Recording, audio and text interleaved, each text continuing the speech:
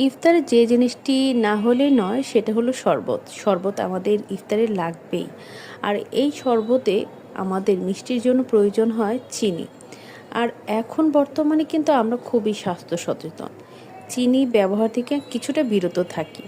সে বিরত থাকা বাট মিষ্টিও হতে হবে। তার জন্য আছে কি না এই যে আখের গুড়।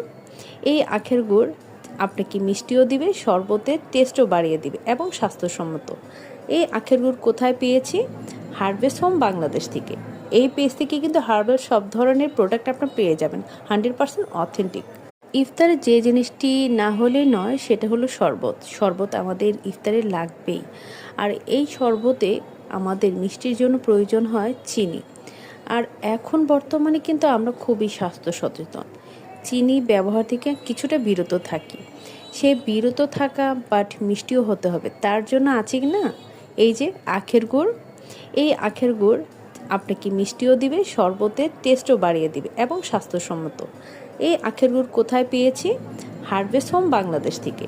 এই পেজ থেকে কিন্তু হার্বাল সব ধরনের প্রোডাক্ট আপনার পেয়ে যাবেন, 100% অথেন্টিক।